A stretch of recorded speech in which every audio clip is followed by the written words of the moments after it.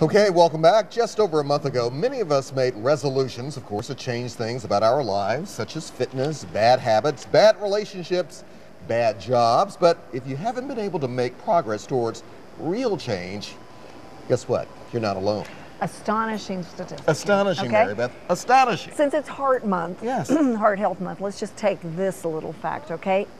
Among people who have had a bad heart report, bad cholesterol, problem with their heart health, 90% still have not made the change toward better health. That's just one example. So even when things are horrible, awful, terrible, 9 out of 10 people will not make the changes they need to make to improve it. Terri Murphy, however, is the other 1%. She steps into change absolutely fearless. Flawlessly. Flawlessly, yeah, for sure. So not. Help us, the Terri. Women's Help Wisdom us. Network. Well, you know it. Women's Wisdom Network, we're always looking for the best. For wise people. Well, we try to hang with those. That's why we're here. That's why she hasn't invited us to participate. Oh, no, I'm just teasing. Alan Deutschman wrote the book Change or Die several years ago. Okay. And what was really resonating to me is, why can't people change? We make those New Year's resolutions, we're going to get healthier. I mean, what's not good about getting healthier? What's not good about cleaning out the garage? Right. And we all know how to do that. I mean, we have the steps right there. But we don't do it. Okay, so what he says is, when you just quoted the beginning of the book, he opens with, what if an authority figure said to you, Mary Beth or Alex, if you don't change your lifestyle, and seriously, in the next few weeks, you will die. I'd change. Wouldn't you? Maybe. No. Yes. 9 out of 10 Wow. people do not change. Why And when you not? quoted that, they had already had heart transplants, heart, angioplasties.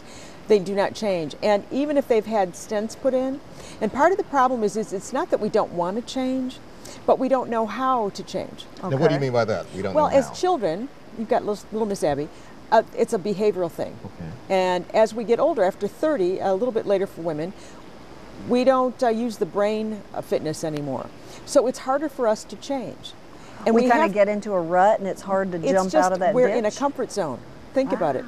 So one of the things that Alan says, and he this all started because he wrote an article for Fast Company, which if you read Fast Company is always on the edge of things.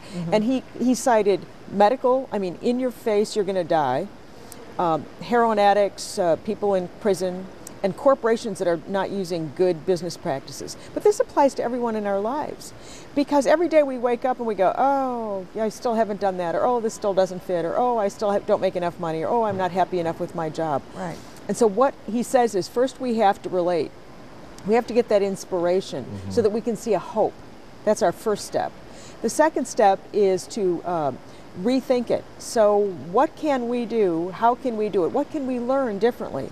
So let's just say, in the case of getting healthier, you decided to go to a fitness place for 2 weeks. Okay. Well, when you are immersed in 2 weeks of everyone together, right, with that energy, getting healthier, paying attention to what they're eating, paying attention to their body, listening, working out a little bit more so that they can feel the oxygen and the goodness of feeling good, that changes the whole entire pretense of it. And then the third thing, of course, is to reframe. I now feel better. I know what that feels like, so I want to go there. So do we almost need to take a tough love approach towards ourselves, Terri, or is he saying we maybe need that authority figure to help us get there, or what? Well, my own personal opinion is that coaching helps, because we are very, very busy. I can have the best intentions in the world in the morning, and if you've got to pick up a sick child, or your car breaks down, or it's a terrible snowstorm, your plans are out the door.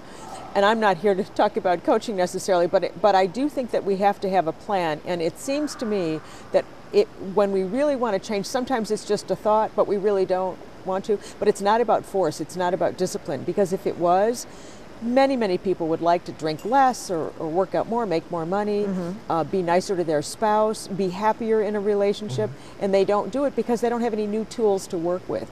So clearly, if you want to change, he talks about you can have revolutionary change if you will find a tool set that will help you do that. Does it help to just take one day at a time? That's one of the solutions is small incremental successes.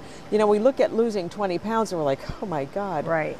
If you can lose 1, and then 2, and then 5, it starts to give you that confidence. You inspire. Side this way, and it's just a small decision. It may be Big Mac or grilled chicken. Which one do you choose? Exactly. So But small. we are energized by success. No one says, "Oh, this is, oh, I'm successful. I've made $1 million." That's not fun. I mean, we want to get to where we want to go. We just don't focus, or we don't have a plan to get there. And if you've never been good, for instance, at organizational skill, then you need to get someone to help you who's good at organization. If you've not been good about interpersonal relationship skills, you need to get a little learning or interaction with someone who's an expert at that. So we need each other to help us change, but clearly it's a mindset that starts inside. And when we make that decision, make the decision and then do the extra steps after that. How do I stay inspired? Who do I get to help me? How do I change my thinking? And we'll find more about this at www.womenswisdomnetwork.com. Wow, I There's love your information that. right there. Terri, thank you very much.